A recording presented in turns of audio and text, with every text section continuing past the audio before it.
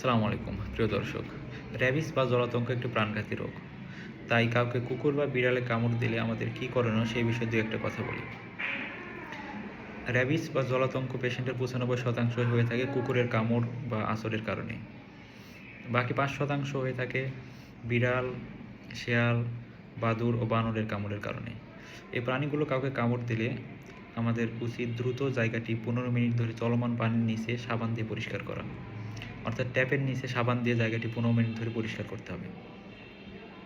এরপর tissue paper দিয়ে জায়গাটি মুছে নিয়ে সেখানে বায়োডিন সলিউশন দিতে হবে। ড্রেসিংয়ের জন্য যে লাল তরল ব্যবহার করা হয় সেটি বায়োডিন সলিউশন। এরপর দ্রুত নিকটস্থ স্বাস্থ্য কমপ্লেক্স বা রেজিস্টার্ড ডাক্তারের শরণাপন্ন হতে হবে। কামড়ের পরিধি অনুযায়ী কামড়ের জায়গাকে ক্যাটাগরি 1, 2 এবং 3-তে ভাগ করা হয়। খুব সহজভাবে বললে কামড়ের জায়গাটি থেকে যদি রক্তপাত না হয় তাহলে তাকে শুধু র্যাবিস ভ্যাকসিন দিলে হয়।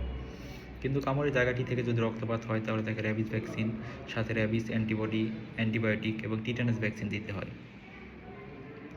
র্যাবিসে আক্রান্ত হওয়ার পর ডাক্তারের হাতে আর তেমন কিছু করার থাকে না।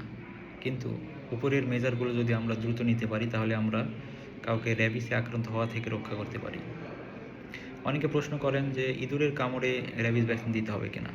উত্তর হচ্ছে না, ইঁদুরের কামড়ে র্যাবিস ভ্যাকসিনের প্রয়োজন নেই, তবে টিটানাস ভ্যাকসিনের প্রয়োজন হতে পারে। অনেকে প্রশ্ন করেন যে গর্ভাবস্থায় র্যাবিস ভ্যাকসিন দেওয়া যাবে কিনা। উত্তর হচ্ছে হ্যাঁ, যাবে। গর্ভাবস্থায় র্যাবিস ভ্যাকসিন এবং র্যাবিস অ্যান্টিবডি দুটোই সেফ। মান্দা উপজেলা স্বাস্থ্য কমপ্লেক্সে প্রতি শনিবার এবং মঙ্গলবার র্যাবিস ভ্যাকসিন দেওয়া হয়ে থাকে। শনিবার এবং মঙ্গলবার সকালে আপনারা আউটডোর এসে র্যাবিস ভ্যাকসিন নিতে পারেন। ধন্যবাদ।